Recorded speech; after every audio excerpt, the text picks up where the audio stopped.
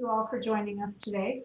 For maybe the one person on this call that I don't know, I'm Sally Harrison with the Mesa Chamber, and we have been meeting every 2 weeks through COVID, and I love this group. Everybody on here is just doing such great work in our community, and it's just an honor to have all of these nonprofits and businesses joining this call all the time just to give us updates and to collaborate and work together. So it's just very rewarding to see what's happening. But today, John from Acronis SCS is going to talk about cyber protection for our folks and specifically nonprofits. So John, I know you have a slide deck and I've shared my screen. So Nicole, yeah, there we go.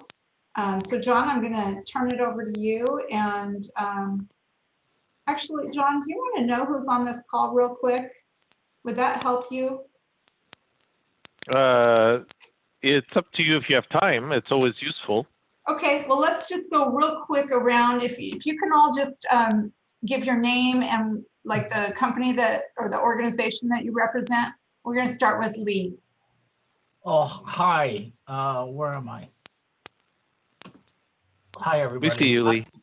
Lee with Congressman Andy Biggs' office. I do veterans issues for him. And okay. Thank you. David Hughes. I am Dave Hughes with A New Leaf. Thank you, Laura Lee. Hi, I'm Laura Lee with Mesa Art League, and we do veterans art program. Thanks, Lisa.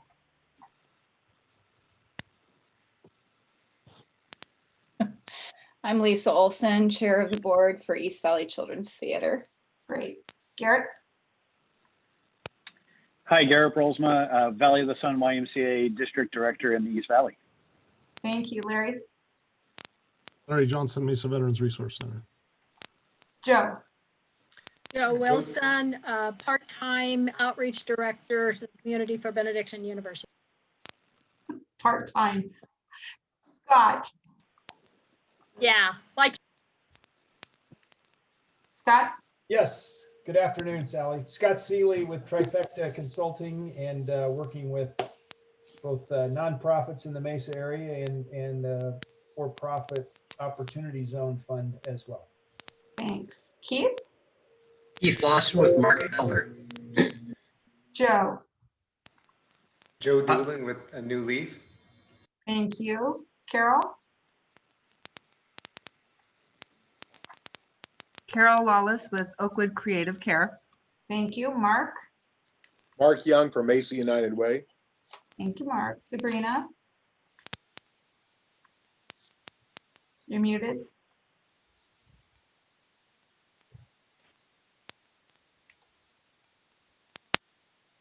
Oh, Sabrina Quigley, Mesa Public Schools Food Nutrition. Thanks.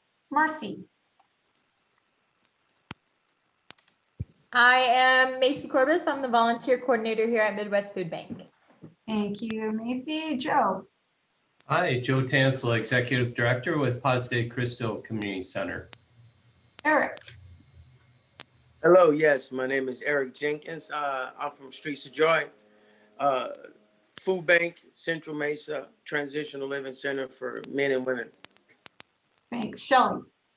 I'm Shelley Berry. I work at Gateway Bank and serve on the advisory committee for Helen's Hope Chest. Thanks. Kevin Frost? Hi, everyone. My name is Kevin Frost. I'm the founder of Standing 360. We create virtual tours and take what people physically have and digitalize it. So I'm definitely intrigued with digital resilience. Thank you. Thanks. Joy? Good afternoon. I'm Joy Levine, Regional Director for Southeast Maricopa with First Things First, where we work with young children 0 to 5 and their families. Thank you. Naomi? Can you hear me? Yep. Okay, I'm Naomi Nelson with All Pro Anytime Transportation. I've talked to a couple of these fine people over the last few days. I appreciate information and I just want to learn as much as possible about nonprofits. Great. This is the place to do it. Christy? Good afternoon. I'm Christy Blaker with Eagle Pathways, and we work with kids in foster care and homeless teenagers. Awesome. Kristen. Hi, I'm Kristen Harvey. I'm with Jewish Family and Children Services East Valley Healthcare Center. Thank you. Michelle. I'm Michelle Williamson. I'm the grants coordinator at COPA Health. Thank you. I'm not sure who has the phone number 4866.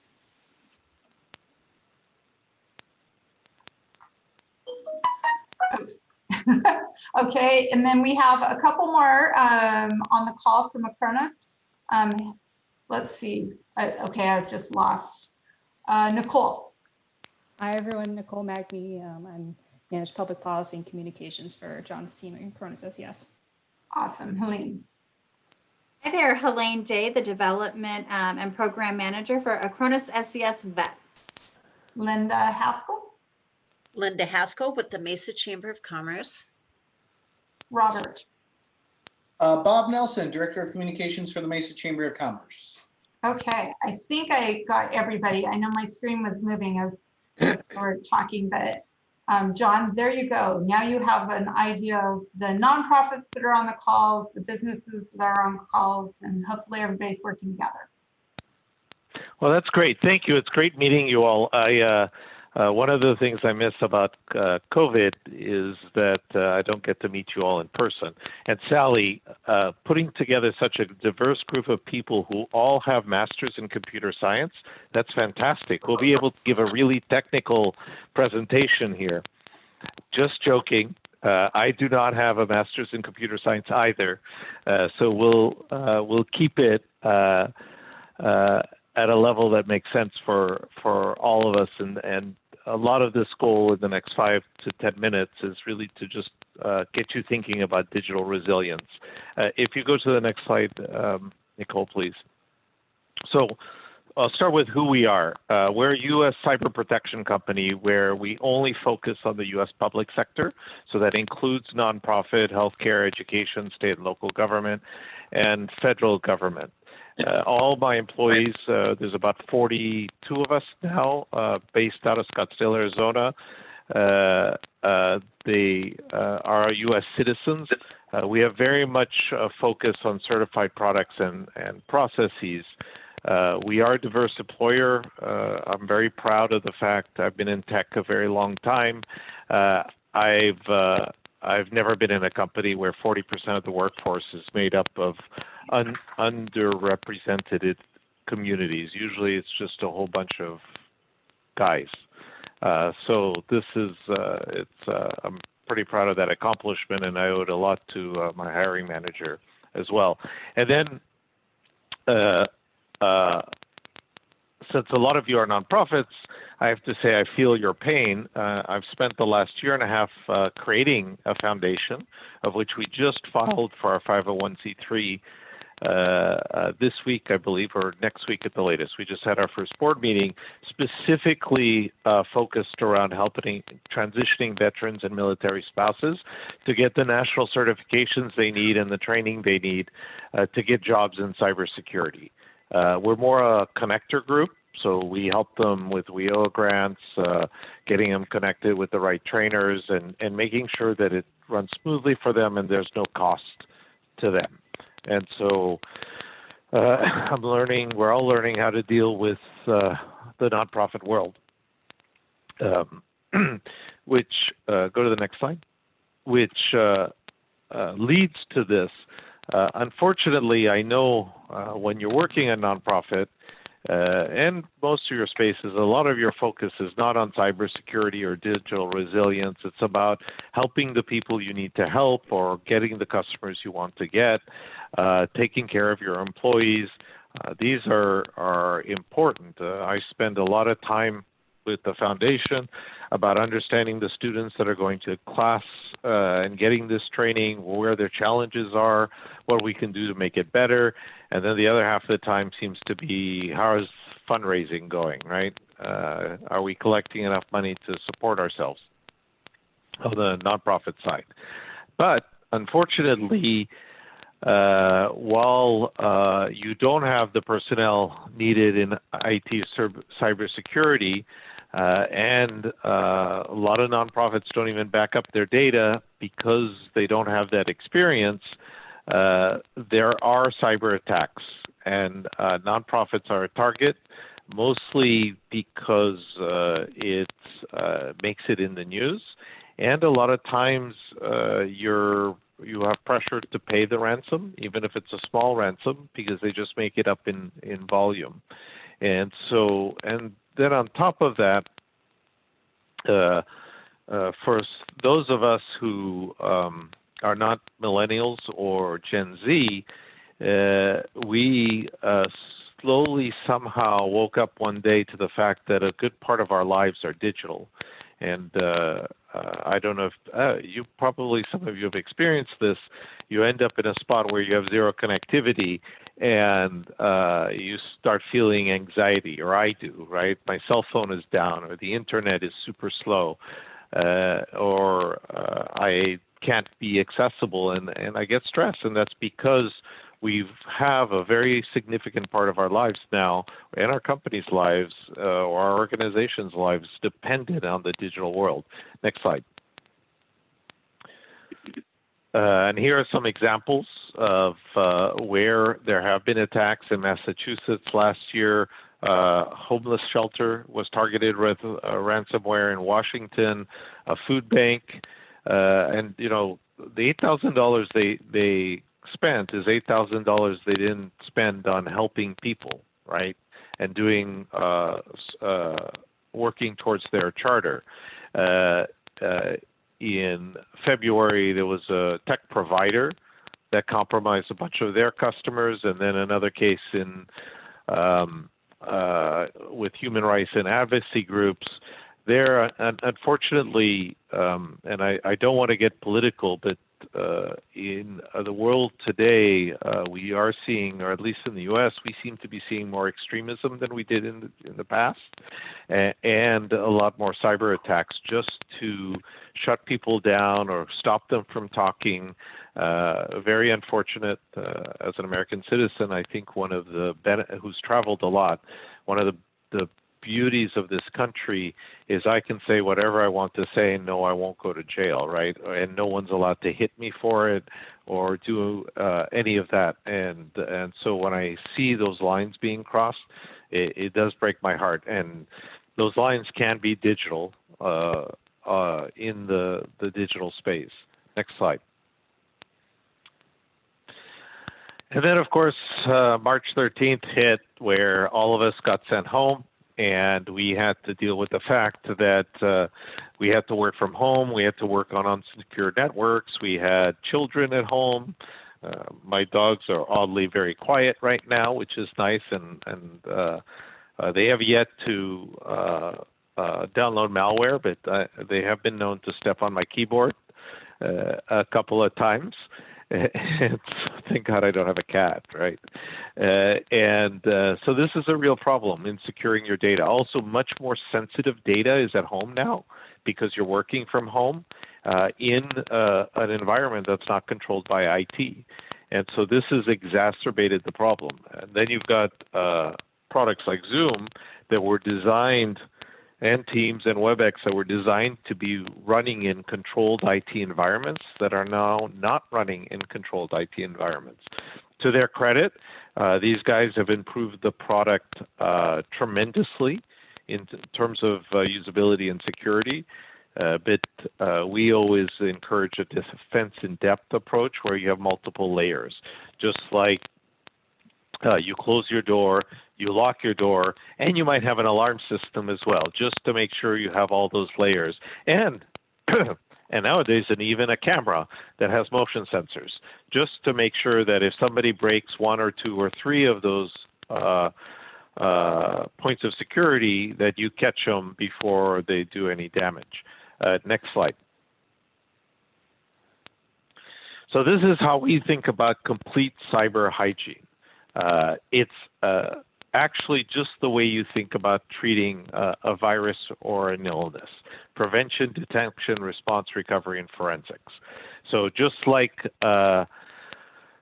with disease, you want to prevent it to make sure it never happens. Same thing with your digital data, vulnerability and patch management, backup, just making sure nothing bad happens. But if something does, you want to be able to detect it. So those are RNA tests, antibody tests, COVID tests. I've had 3 of them so far since March, all negative. But I had to take some trips, and so each time got tested before and after.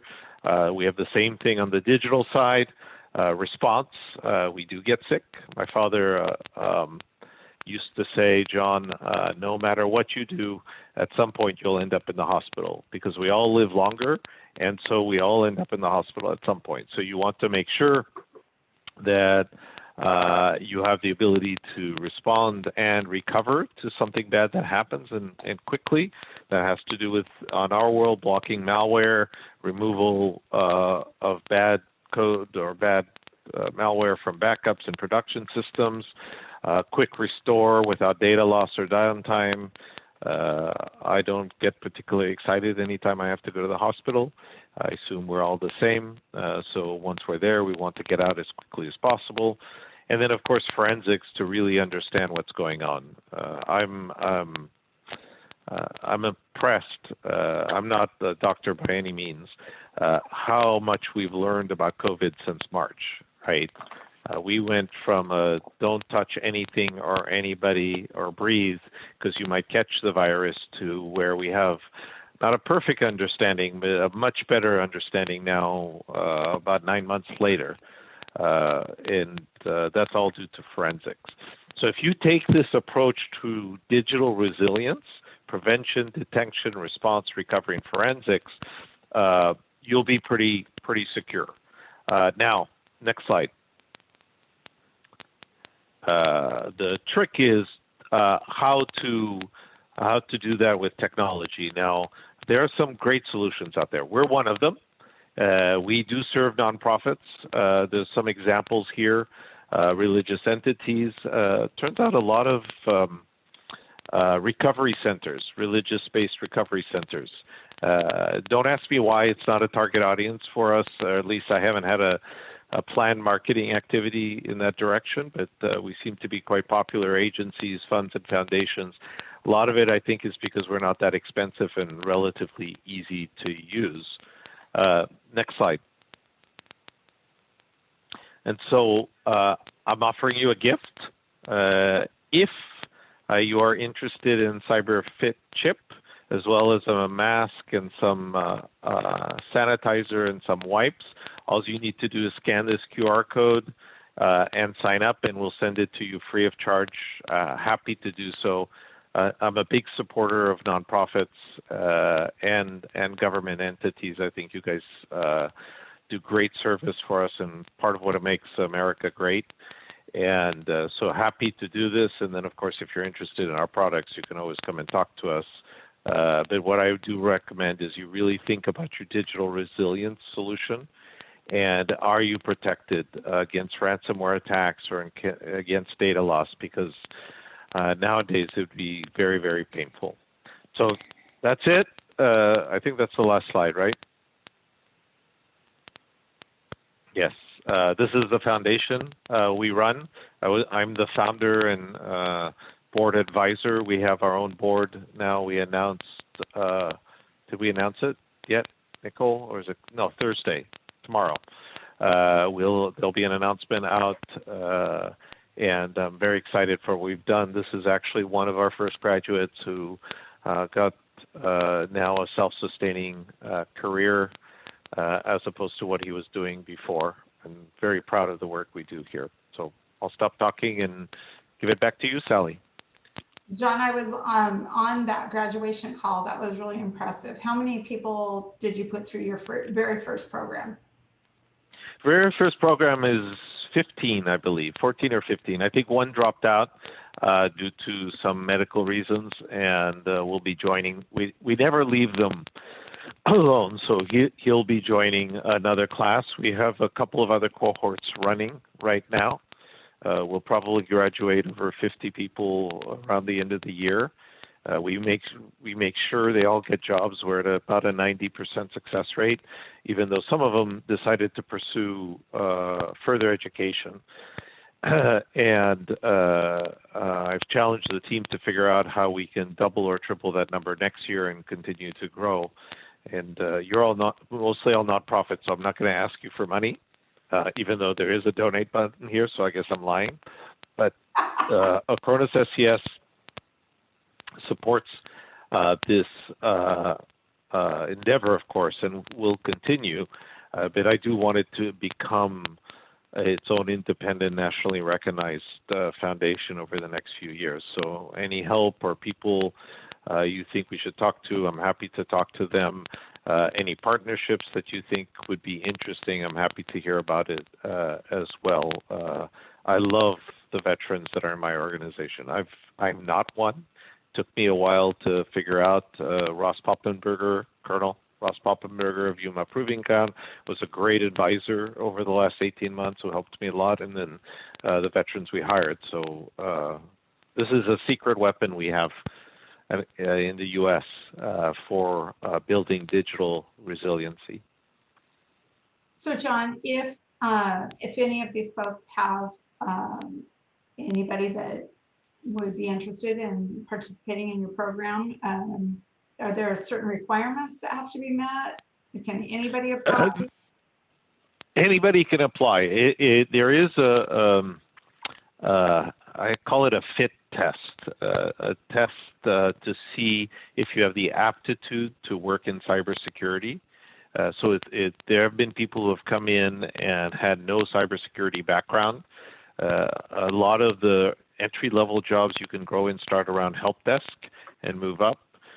So we do run them through that program. It's actually run by ABL, which is a training company based out of Arizona that's veteran-owned. If they don't, so the three things can happen. One, they qualify and they get into the program. Two, they qualify, but they need some help tied more to social services. Then we'll connect them to those services who can help them to make sure that they're not distracted from their classes and can pass. And then if they're not suited for this role, based on the results, we point them in the direction of where they could get a job that is self-sustaining. Because I don't see any reason why any U.S. veteran or military spouse can't get a job that they can't support themselves and their family. It's just, to me, with the training they've had and their culture of make it happen, get that mission done, there's no reason they can't, and I've seen it. And so we're happy to help make that happen. Great. Anyone have any questions? I'd be curious to see how many of you actually have something in place right now to protect yourself on the cyber side of things. Anybody? Show of hands. I kind of have a shameless plug if you guys don't mind. So what I do is I do 360 photography in businesses, and I'm basically recording the inside of a business as I go. Something that I do to kind of help with their own security, not necessarily just cyber, but just physical security as well. As I'm going through the building, I actually erase all security cameras, even air conditioning outlets. So that way that there's no really easy way to tell what kind of security a business has on the inside. Is there anything else that you can think of that I can actually do to help businesses out with their security as I'm going through the places? You know, the biggest thing, I should just say buy my product, but the biggest thing is education. Yeah, Helen's laughing, is education. A lot of us are just not aware of the way I explain it, and that was Kevin speaking, correct? I believe so. If Zoom's not lying to me. Good. Is that if someone was trying to break into your house and they're rattling your window and knocking on your door, you would know it, right? And so you'd call the police or neighborhood watch and say, hey, come and help me. These guys are trying to break in. That's happening every day, 24 hours a day, 7 days a week, into your networks. But none of us go look at our router logs to see all the attempts. And guys like me that are more public and in cybersecurity, I can show you where when I do presentations, there's just an increase in attacks on my home router. And I don't advertise where I live, but I don't think it's very hard either to find my personal email address and figure out at least where I live. And so education, Kevin, is I think an important piece. And then the other one is showing people it's not that daunting to be protected, right? So physical security is the first step. That's super important. But I just put a security system in a house I'm selling that's far away from where I live. It's one my brother and I inherited. It cost us about $400. We put a few cameras connected to the internet with motion sensors, and now I know every time the cat walks on the balcony or a fly or bug crosses the screen at night. Not that hard to set up. That's physical. Technical is the same thing. You know, keeping your system up to date, having a good antivirus solution, having a good backup and recovery solution is just a great start. And also, there's good technology, easy to use. We're one of them, but there's others out there. So I think, Kevin, it's just reminding them that it's a full package, right? It's physical and digital combined. And if you do it, you'll just sleep better at night. Great. Anyone else have any Thank you. questions or comments? Okay. All right, John, thank you. I appreciate it. Ladies, thank you for setting that up. Thank you. My pleasure. I'm Jay-Z, like the DJ, but I have no musical talent, at acronisSCS.com. If I did, I'd be a DJ. And feel free to reach out to me. I'm happy to point you in the right direction or just chat. I have nowhere to go. I'm here at home. Awesome. Thank you. Any other updates You're welcome. from our folks? Oh, Mark Young has, Mark, you have a question. You want to ask it? So we've got a lot of security on a lot of our internal information. The place where we have struggles is with our public email addresses, right? So someone will take my email address. People don't look at the back end of it to see where it's come from. They'll copy it, and then they'll get emails that look like they're from me that are asking for either money or some kind of a response. And how do you protect that aspect? I don't know how you can cover that public email address. Mark, that's a great question. So email coming into my company, you could have some good email filtering tools that help block most of them, not all of them. A fake email that's impersonating you that goes to another company is harder because you don't know what tools they have and you can't control that. And often don't education. You don't even know. Education is important. The other thing is, at least with friends and business people I talk to, because the moment I picked up the CEO title, my email just became gold, right? And it has nothing to do with my capabilities. It has to do with the title. And so over and over again, I tell employees or people I work with, if I'm going to ask you for money, I'm going to call you, right? And before COVID, I said, I'll see you face to face.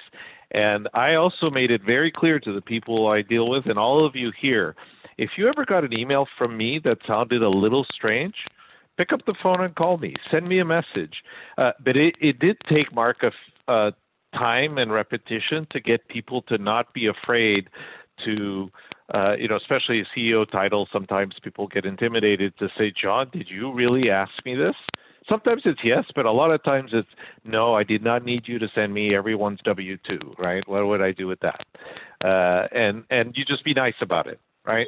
What happened to us is someone received an email that said, looked like it came from me, please go purchase $500 worth of gift cards from Quick Trip and let me know when you've done that. Well, the second round of that was obviously a scam, but we spent $500 on Quick Trip cards, right? Because they believed that had come from me. So, we continue to have conversations internally. I get anxious about what's going out that I don't know anything about. Yeah, It's hard, Mark. I've had people at our parent company, Acronis, send me a message saying, John, can I have a little more context for what you want? And I go, I haven't sent you anything. And fortunately, no one has bought $500 worth of gift cards.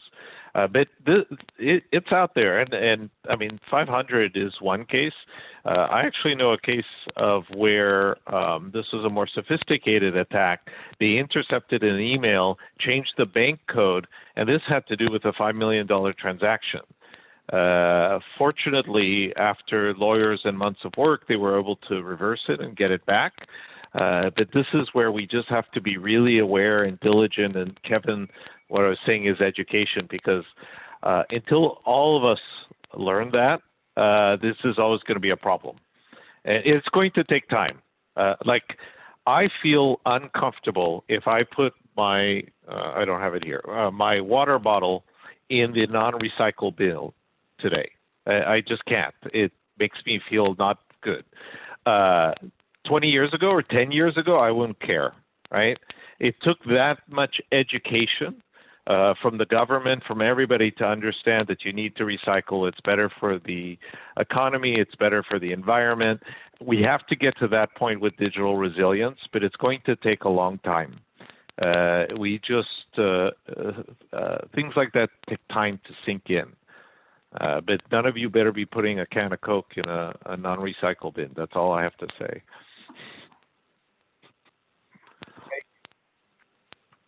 My pleasure.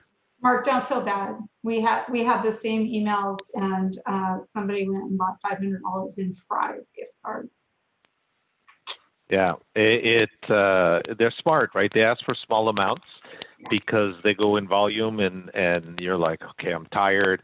I've noticed there are more attacks like a Friday afternoon or just before a holiday, because I have 10 things I need to get done before I can go for the weekend, and so I'm moving really fast, and all of a sudden this email comes up saying, send me a gift card, or your password has expired, you need to change your bank password. And the guys are smart. They're really smart. So we need to help them. I received one of those today. We're working on your system.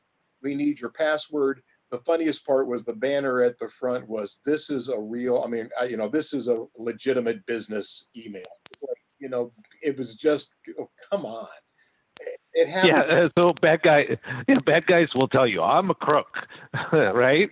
It's just, but I get it. I would have maybe put, look at the URL, assuming people knows what that means, or the email address, and you'll see it's from me. I never click on links. I either search on Google and then click, or I cut and paste the link because they're getting really sophisticated. The problem with technology, the beauty of technology, is that it's become commoditized. You all have access to the same artificial intelligence power and machine learning power through the public clouds that the big enterprises have. And so do all the bad guys. So they're using all that processing power to figure out how to trick us, and we just have to be vigilant. It's just the world we live in today, at least for now. Okay, no other questions? All right, thanks again, John. It's good to see you. My pleasure. Even though it's likewise. Someday. Hopefully, well, we had some good news today, right? With Pfizer, so maybe we'll get a vaccine early next year, and the world can get closer to normal by mid next year or end of next year. That'd be fantastic. Hope so. Yeah. Right. Thank you. Anybody have any updates? Carol, you have an update for us? You had a big event? Yeah, it was fun. It was outside. It was very windy. So I don't know what that was about. So none of the tablecloths went on the tables, but the mayor was there, spoke, and he really liked the safety aspect of having it be an outdoor event. It was based on a drive-in, kind of like a movie. We had Walt Richardson there as our entertainment. We had tried to get a football game, but the screen was so big that the licensing was more than I could spend.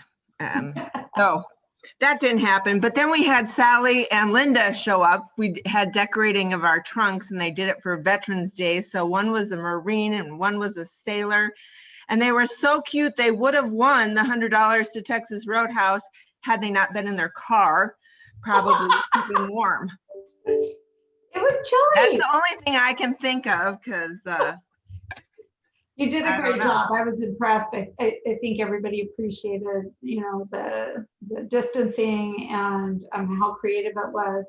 It was windy, but you know, it still came off, I think, without a hitch, really. Yeah, it was Great a tidal wave. So Yeah. it was fun to see people in person. It was good. From a distance. I don't know if, I know Larry was on this call. He left, but he wrote a note. If anybody needs bags of Frito-Lay chips, email him at larry.johnson@mesaunitedway.org. He received a ton of chips this morning. Mark, I don't know if you have any more on that, but I saw the truck, and then I saw the United Way van leaving with a bunch, and there were still boxes out there. I don't know if you have any more. Like 5 pallets of chips and Gatorade. So the United Way staff has eaten 1 pallet, but we have some more. If you like Frito-Lay, they had a ton. It was delivered in a Cheetos truck, but we didn't get any Cheetos. So Seriously. if that's your jam, you're out of luck. Mark, you have any other updates from United Way? Anybody else have any updates? I would say that we're entering a time where we find ourselves, I had and Naomi's here. I think maybe she should talk about this. There's a veteran's family. The veteran passed away, his wife and their disabled son both have COVID. They just recently bought a house. And while they're okay right now, when December rolls around, there's going to be some struggles for them. So we're trying to figure out the best way to help them all the way around. One of the issues is that they're having struggle getting the benefits due to them quickly enough to make sure that they stay in that house. And so, if Naomi calls you, if you hear any of that information, if you see a GoFundMe thing happening, we're trying to help that family to assure that they don't find the mama's 74 years old. I think the son's in his mid-40s. These are not folks that we need out on the street. And so while I'm at it, that's the other issue. As these eviction orders change, as utility orders change, there's a concern about people losing their homes and their rental properties. And I know that Mesa has significant dollars to help with that need to be spent by the end of the year. So if you've got folks, and someone else can speak to that from Mesa if you've got folks that you're working with that are in need, make sure to shuffle them through there so that they can take advantage of those Mesa Care dollars or those federal dollars before they have to be returned. That's enough for me. Very sad. And that's probably just one story that, there's probably a lot of stories like that. Bob, you're posting some things. Do you want to talk about what you're putting in the chat? The picture of the Cheetos truck. Oh, okay. So we could download these and see. You can see the United Way van in front of the Cheetos truck. Well, there you go. All right. Bob, while you're posting, do you want to, my screen is shared if you want to share. Yeah. I just wanted to real quick, you guys, I know that we have talked about doing the giving catalog, and we are just about ready to send that out first thing tomorrow. So I thought I might give you a real quick sort of glance at it. So this is kind of what the cover is going to look like for it.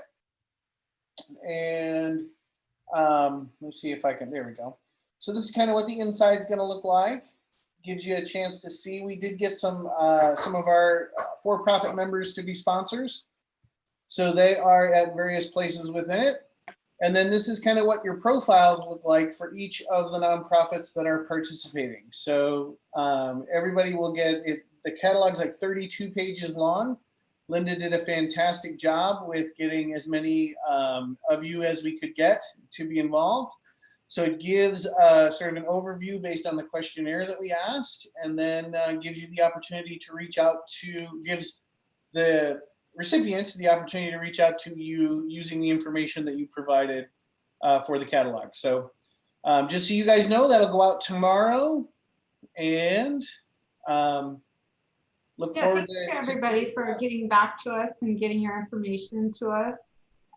You know, most people in life want to help, but frankly, just don't know how to help sometimes, don't know who to help, don't know what the needs are. So, you know, kudos to Bob for having the idea, and Linda and the team for getting all the information, and frankly, for our intern for putting it all together for us, because we would not have been able to do it without him. But, you know, we'll get it out, and hopefully we've got, you know, enough information that folks can at least reach back out to you and see how they can get involved with your individual organizations. Any questions on that? We can certainly send you guys the link to that, because it's all digital. So, you know, we can get that out to you so you can share it with your folks. We are also looking at creating a very limited number of physical copies for specific chamber members. So tax accountants, the types of members that would have a lot of interaction with members that might need to look for options like that. So we're talking about how we can get it into their hands in a way that they can reference much more freely. So I think that's a great idea. Any other questions? Is Mark Young still there? This is Naomi. Is Mark Young still there? I think he took a call. Hello? Hey, Naomi. He looks like Mark took a call. Oh, that's okay. I have to just share with everyone. I did talk to him yesterday morning, thanks to Linda for putting us together. And when I called, he doesn't recognize my number or anything. I said, "Is this Mark Young?" And he goes, "Maybe." He just talked about getting all kinds of junk calls. So I've giggled about that since yesterday morning. So, you know, we just have to do these things. These calls come in all the time. Who knows who they are? Naomi, you know, nice job working with Sid's family. Kudos to you. Yep, that's what, yeah, that's what, yeah, they would do that for me. So that's just what we do in Mesa. We take care of everybody one way or another. So I'm just gonna learn an awful lot, and I've talked to them every single day, and we just got plans for when they're out of the COVID thing, and they're anxious to learn about these things I've been learning about the last few days, thanks to Linda, and they want to get well, and they want to get out there and volunteer at some of the nonprofits, and maybe even earn a little bit of money for groceries and stuff, and just getting to know the community better. So they're looking forward to that, and we're really going to get out there. So great. Garrett, how are things at the YMCA? Yeah, thanks so much for asking, Sally. And I apologize, I haven't been as active on the calls as I'd like to be. It always kind of seems to be a tough time, but I appreciate what you guys are doing with putting our groups together and such. Things are going well at the Y. We're, kind of getting back a little bit to normal, of course, in about a 25% capacity of what we usually do. We're keeping a very close eye on what the schools are doing, and some of the schools have pivoted back to being virtual, and so we've pivoted back to running what we're calling YMCA Academy, which is to support students whose families need to still work during the pandemic here. And so, but things are going well at the Y, very safe as well. And then doing some things of kind of getting back to normal on some usual holiday stuff. So we have a Thanksgiving basket drive coming up at the Y, where we typically ask our members and board members to sponsor baskets, in which we give to children and families that are in need over the holidays. So if you, two sides of things, if you know of anybody who has an abundance of food over these holidays that they'd like to donate to the Y, we would certainly love to take them and get them to a deserving family. And if you do have anybody that you know of that is in need of a basket, please let us know. I'll put my contact information in the chat here. But we always seem to end up with 10 to 15 extra baskets every year that we are, looking for families to give them to, and always have between 50 and 75, which is just great to serve our community. And then just a quick cool thing is that usually every September we run a golf tournament. And so this December now we're running a no golf tournament, a completely virtual event, and we're really excited about it. Our sponsors have been so generous in coming back and supporting us again, and just happy to kind of get back to some normalcy and share the good work that we've been doing. So, but again, thank you, Sally, for allowing me to share what the Y's doing. I appreciate it. I hear Larry Johnson has a bunch of chips. You might want to reach out to him. Anybody else have anything? Otherwise, we can end a little bit early. I think Norm's in deep thought down there. Norm's always in deep thought. It's the furrow brow. You're muted, Norm. What's going on at COPA? If I was able to reach deep thought, I would be dangerous. So let's not worry about that. The only thing that I've got right now is we're moving into the holiday season, but I'm sure you talked about it earlier. I got on a little bit late, but in support of the East Valley Veterans Parade tomorrow, COPA Health will be doing the Facebook live stream.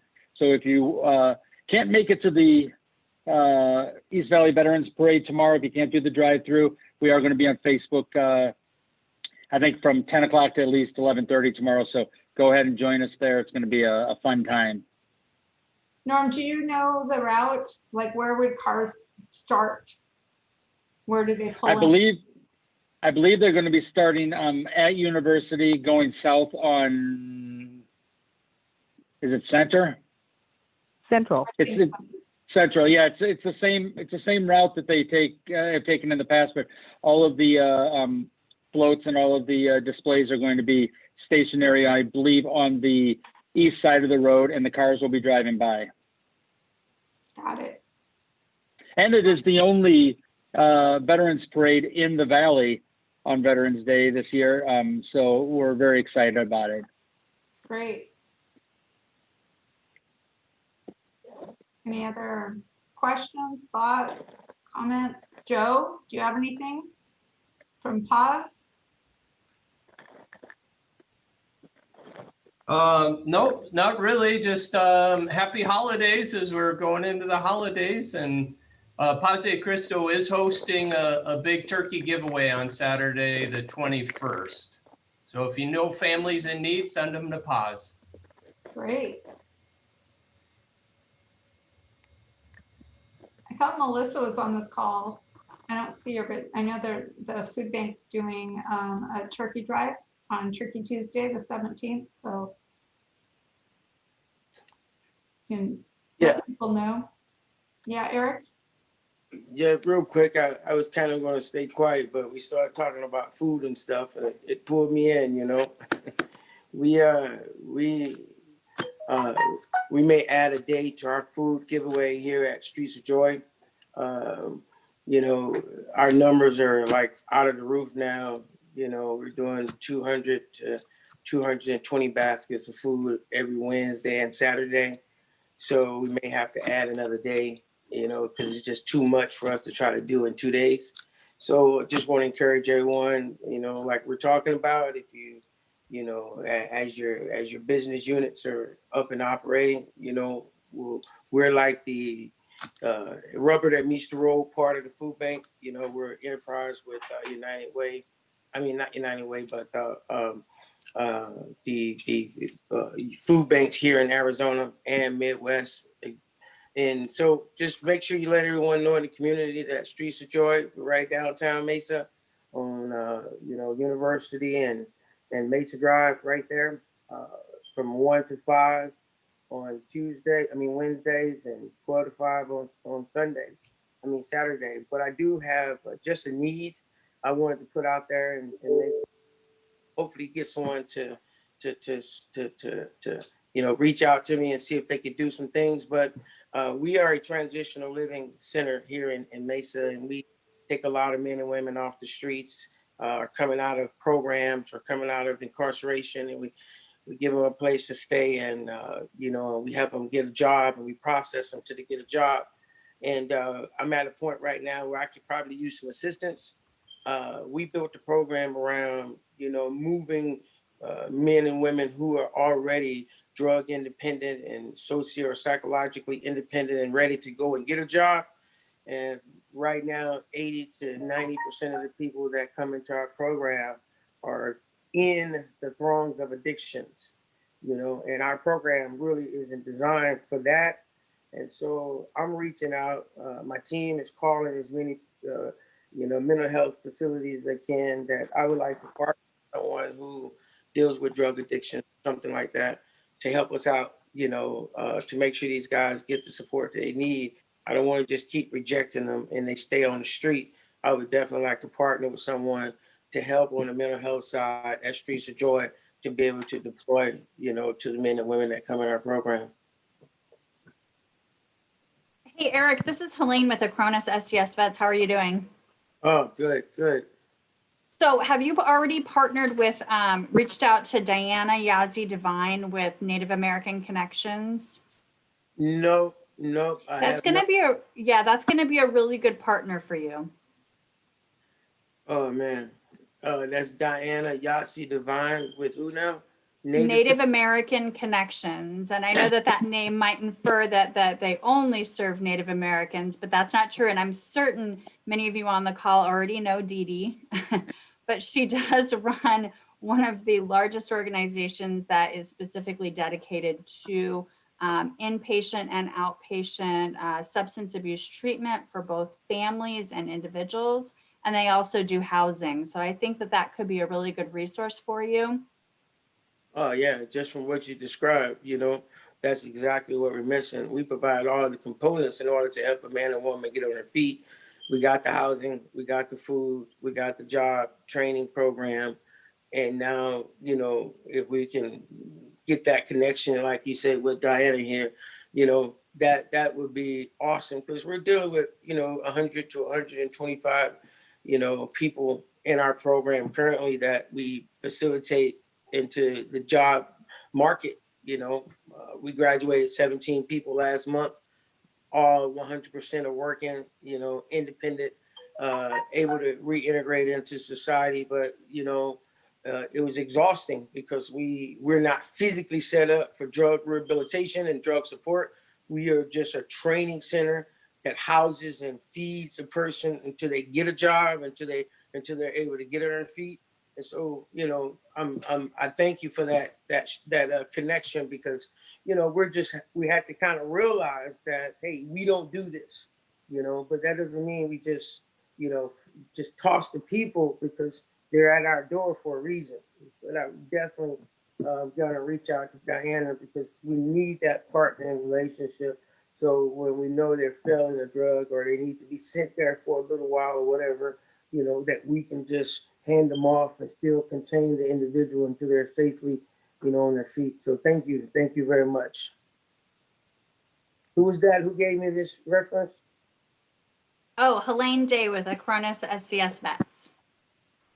Oh, Eric, I think you touched on something really important for all of us, and that we've all on the call been in the nonprofit industry long enough to have experienced a little bit of what you're being honest about right now. And that's admitting when we know we're maybe in a little over our head, or we need to reassess how it is we're handling a program. So good for you. Thank you. All right. If nothing else, Lee, do you have anything for us? Mr. Huff? No, nothing. Okay. All right, we won't call Lee out. David, I see this hand and I just think that you're raising your hand like you have something to interject. John, would you like to make an introduction? You're muted. John, you're muted.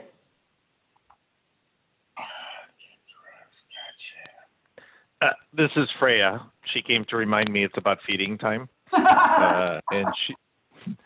And she's like, why are you not feeding me right now?